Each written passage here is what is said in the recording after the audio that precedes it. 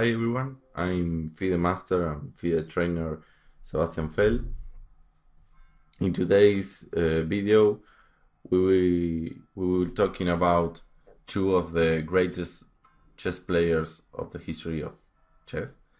That is the current world champion Magnus Carlsen and the former world champion Garry Kasparov, that he will be playing again in an official tournament in a few days.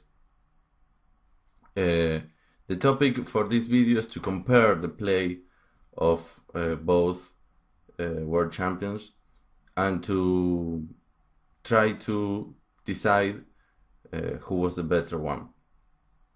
This is a very difficult decision to make, but seeing a few games of both, we can perhaps have a clear, supongamos que corto todo esto, overview of their play.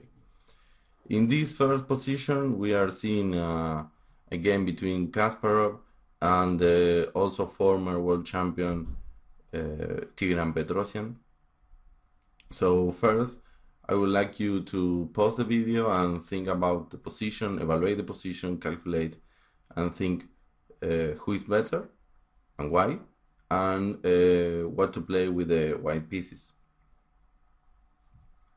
So in this position, Kasparov is really better, clearly better, because he has already finished his development.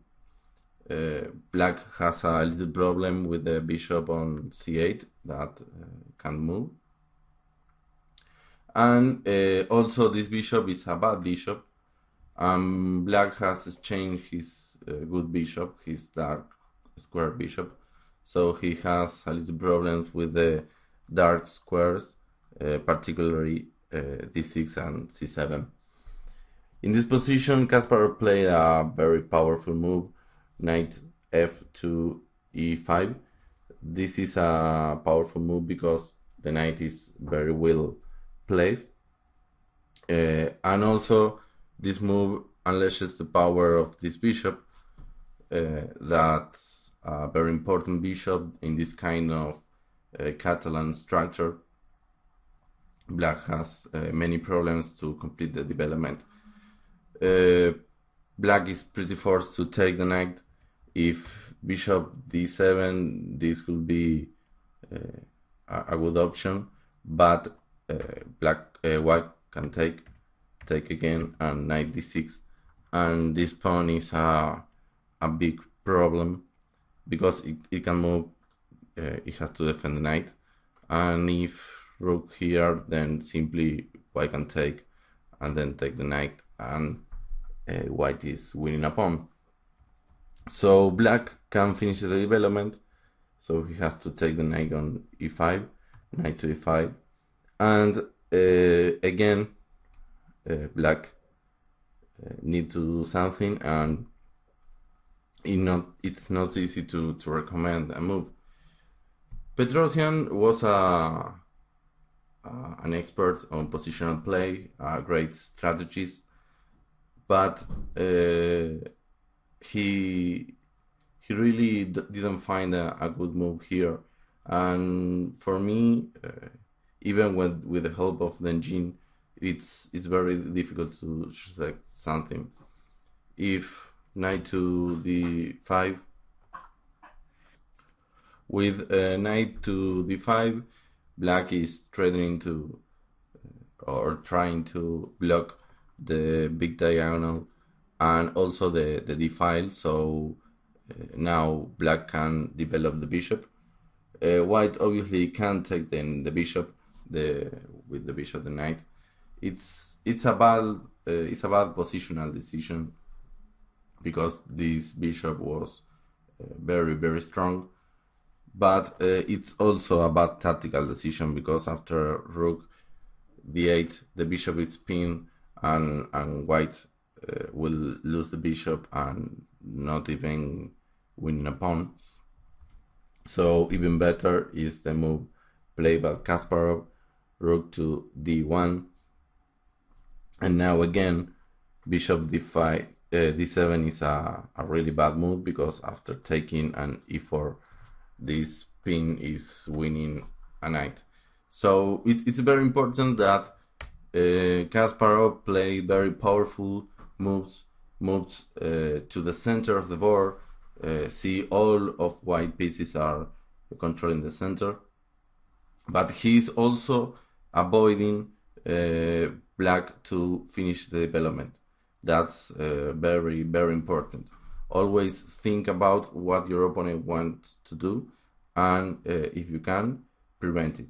That's always a good option, because if this bishop can move, then also this rook can't move, and black is playing with two pieces down in the practical game.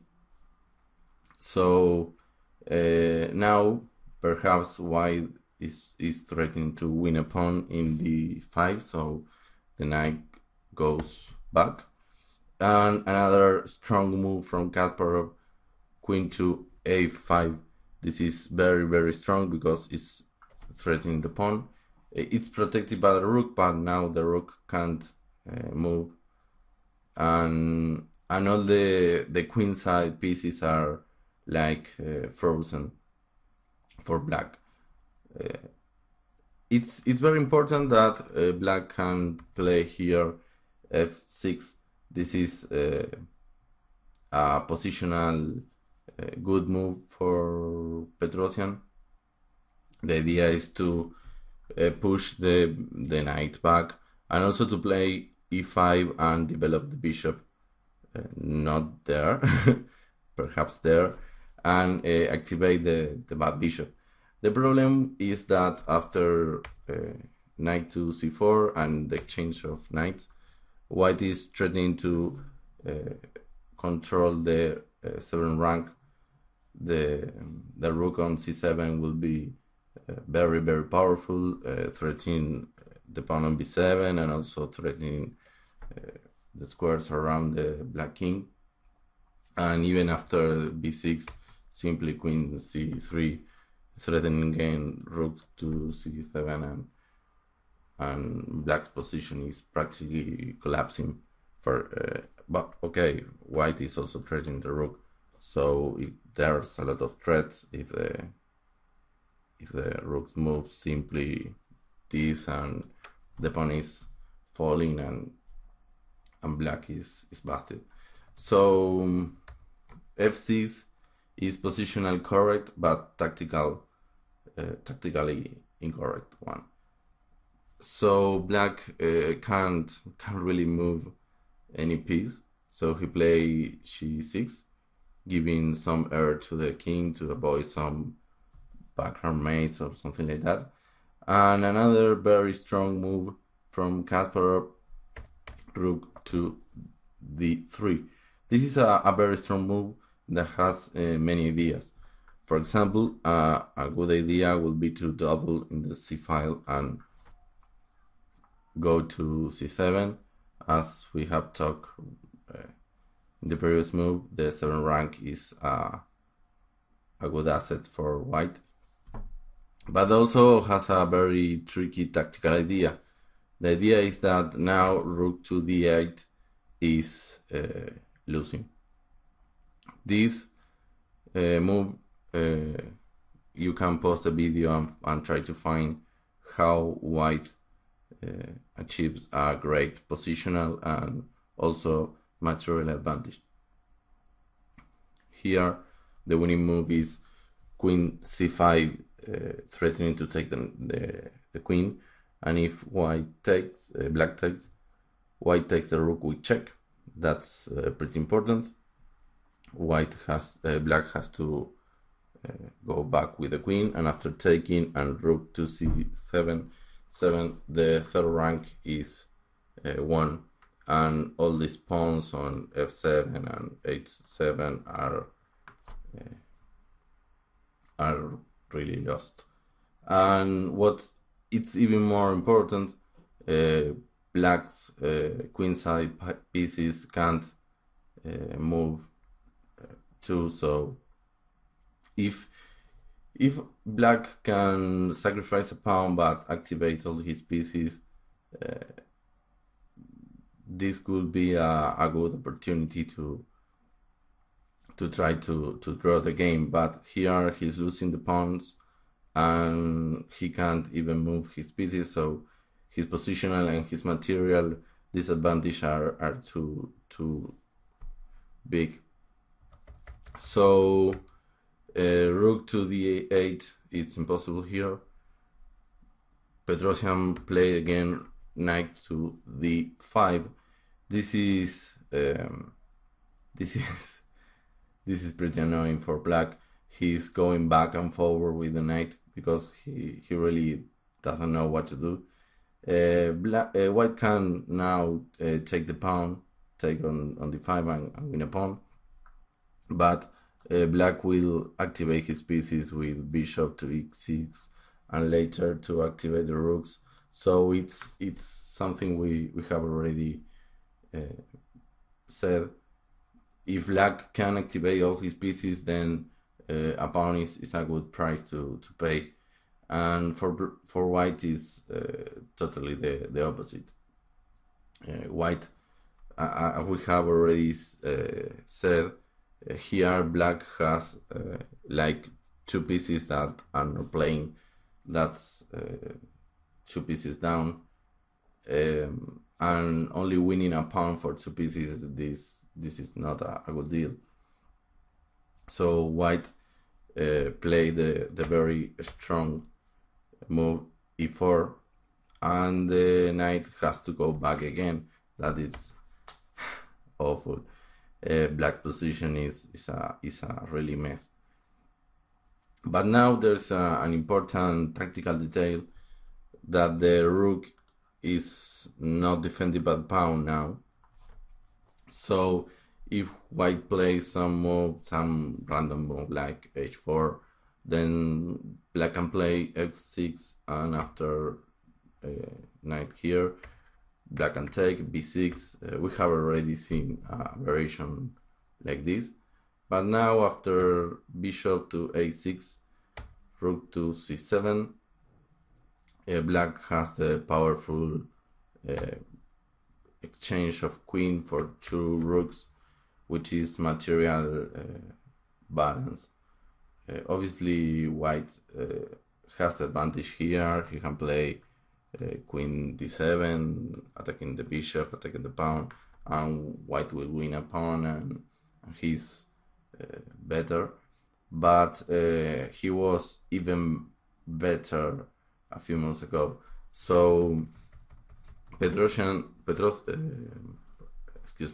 Kasparov see this variation, and with that idea in mind, he played bishop to f1 to avoid this combination. Now if f6, white can play here, and after this same sequence, now the sacrifice of the queen is useless, as white can take the bishop and white is a piece up. So this game is really interesting. How Kasparov always try to avoid Petrosian's ideas. That's very critical to play in even in your own games. Always try to discover what your opponent is trying to do and prevent it. That's the prophylactic thinking. That's really very important to become a good player. In this position, black has nothing to do. He moved the rook, and another strong move, the rook goes back to activate the bishop. Now that this diagonal is closed, the bishop can go to b5 and win more important squares around the black camp. So rook to f8, and okay, white has played a wonderful game, has prevent all of the black plans, but now he have to win. And and he keep playing against the black pieces. He discovers a very powerful idea. You can try to pause the video and try to find how to win with the white pieces.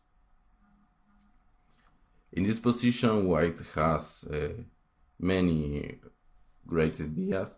I really like what Kasparov played.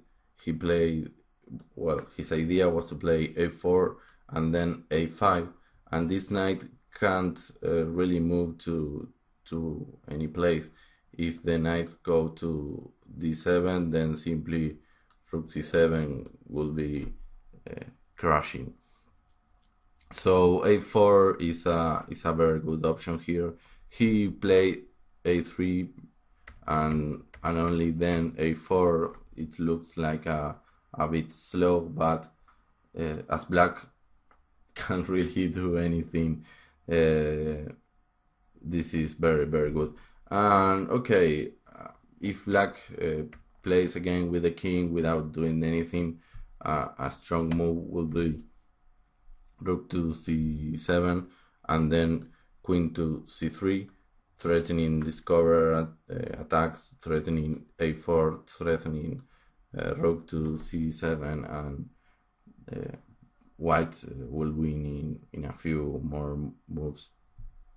In the game, Petrosian play rook to the d file, and then we have already seen how white win here, queen to c7, to c5, and in this position Petrosian resign in the 24 move, which is pretty incredible. I haven't seen another game where Petrosian was so busted in so few moves. Okay, the idea was if black takes, then check, and rook to c7, and all these pawns are hanging. If f6, we can simply give a check and take the pawn, and this is absolutely winning for two former world champions. Okay, we have seen a wonderful exhibition of Kasparov positional play. Now it's the time to see a gameplay by Carlsen.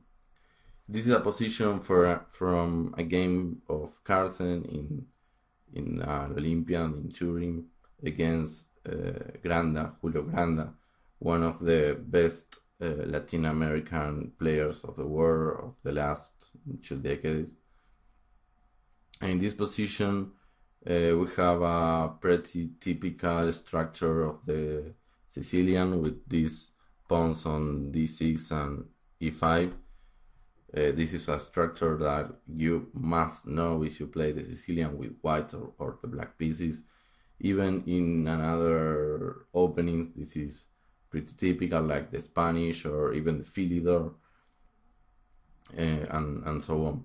So in this position, you can pause the video and try to evaluate the position, try to find the weakness in black camp, and try to find how Magnus can improve his position and claim a clear advantage. Okay, in this position, black has a big weaknesses in d5. This is a critical square of the position. It's a central square that black can defend with another pawns. So if white can win this square, he will have a clear advantage. His dream position will be with a knight on this square, but a knight should go there if black can take it. That's really important. White has many typical ideas. I have already seen similar ideas in games from Efim Geller. He was one of the first specialists in playing this position with the white pieces. Then he teach Anatoly Karpov, another great exponent of the white position. And now we see Magnus Carlsen playing a spectacular game. He find two very pretty maneuvers to gain even more control to the d5 square. The first one, the idea is always to activate the pieces that are not doing anything here. So the rook on f1 and the rook on a1 are pieces that are not doing anything. Also the knight on on b3 can go to any of these squares, so this knight is not a good piece in this position. So white here played rook to f2. The idea is pretty simple. After bishop to f1, the rook can go here, double on the open file, attack the weak pawn on d6 and attack the weak square on d5. And now Magnus improved the position of the bad knight on b3 with knight to c1. This is another typical maneuver worth to remember if you play this type of position with either color. The knight is trying to go to a2 and then to b4 and then to d5. And if white goes there, then his position will be fantastic. Here black, okay, he also tried to improve his position, and this is an important moment of the game. If black don't do anything, then white will simply go on with these ideas we have already seen, and also perhaps bishop to e1 and then queen to f1 to attack the weak pawn on e6, and then the rook will go to d1, and white will have all his pieces in the most active positions, and black's position will simply collapse in a more firm moves. So Granda knows that he is also a very good grandmaster. He has more than 2006 elo points. So in this position he played a very interesting move, that's knight to d4. This seems to be a pawn sacrifice. It's pretty similar to what Petrosian played in his game against Kasparov, when he moved his knight to d5 to block the diagonal and sacrificing a pawn. And as in the previous game, white should always try to maintain the control of the position, to control off the important squares. This is and activate all the pieces. This is really more important than a simple pawn. In this position, taking the pawn is a mistake, because black can play d5, opening the position, and also threatening bishop to c5, winning an exchange.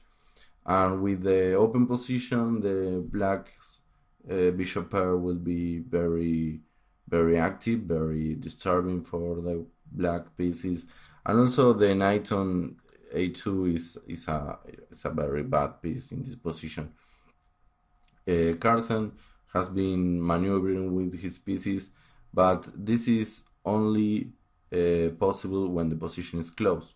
So we can lose a bit tempo just to improve the position. But when the position is open, like this one, then the tempos are really, really very important. And here the white pieces are pretty misplaced. So taking the pawn is not an option. I'm pretty sure Carlsen didn't think about it, because he knows that his position is with his position he can win more than a simple pawn.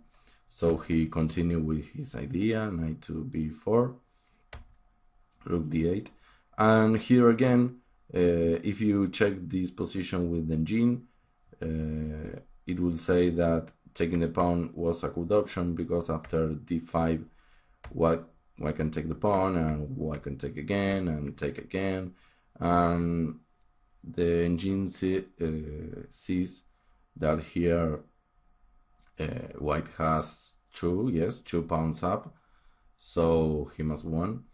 But in a practical game, this is a difficult decision. I'm not so sure about how to win this position with the white pieces, because there are an important factor. There's opposite color bishops, and after queen e5, these bishops always give drawing chances in the end game. We are not in the game now, but if black can chain the queen and the rooks, the end game should be a draw, even with 2 pawns down. And in the middle game, these bishops gives a lot of attacking ideas, and here black's bishop is really much more active than the white's one. The bishop can go here and give a check and control this important diagonal, or even go here and attack the h2 pawn. And here in the practical game, it's really difficult. It's even more pleasant to play the black position, even if he's objectively lost. His position is really pleasant. That seems a contradiction, but believe me, I will take black. So that's the difference between an engine and a human. The human should always evaluate this type of things. It's pretty important to have a good position, but also a position that you like, a position that you know how to play, and you have the threats and the action, not when your opponent is attacking you. So in this position, Carlsen played king to h1, and here perhaps with the king here, black has no option of bishop to c5, pinning the rook, as in the variation we have already seen. So now perhaps white can take the knight. So the knight simply goes back. But if now the bishop to e6, then simply bishop to e2, and we have a position we have already seen. White will follow with queen here attacking this pawn, or queen here attacking this other pawn, and then the rook to d1, and it's a really bad position for the black piece. He has a lot of weakness, a lot of pawn weakness, square weakness, and yes, this is a position I don't want to play. I play the knight off with the black pieces, and in this position I perhaps start thinking about resigning. So black played before a5. This is an interesting position. Obviously Carlsen will play the good move, but if now here going to d5, it's not a good option. Remember what I have said at the beginning of this game. The critical idea is to put the knight on d5 if it can be taken, and in this position black can take it, and here after all the changes, then this square has been lost. This is not a weak square anymore, because white can use it for his pieces. So here white is obviously better. He has the bishop pair, and more space, but he has less advantage than he had a few months ago. So you don't have to rush to this square. You have to control it with all your pieces, and knight to d3. And okay, the black knight goes back also. This knight wouldn't be here for much more moves. White can always play c3, and the knight has to go back. So he played here, knight to f2, giving the control of this diagonal and this file to the white pieces. Also, the knight will dream to become active again in a few more moves, going to e1 and d1 and e3, and then d5. This obviously will be a great option for white. And here, okay, here black is really busted. A normal move that like rook to c8 simply loses material. You can pause the video and think a few minutes. In this position, white simply wins with knight to b5, and okay, if the queens go here, then this pawn is lost, and also this other pawn. And if the queens go here to defend the pawn, then simply knight to a7 wins the exchange. So black has a horrible position. He played knight to d7 and then knight to b5, taking advantage of the new weakened square, and white is simply winning a pawn, and in this position Granda resigned. Okay, we have seen two very beautiful positional games from Garry Kasparov and Magnus Carlsen. I really think that they are pretty great games, and also very instructive. I hope you have learned something from these games. And okay, it's very difficult to say who of the two world champions is better, and we have only seen two games. So in a few days, I think that in Monday, the Grandmaster Damian Lemos will publish another video talking about Carlsen and Kasparov, and he will analyze two attacking games. We have seen two positional games here. He will analyze two attacking games with a lot of combinations and really pretty stuff.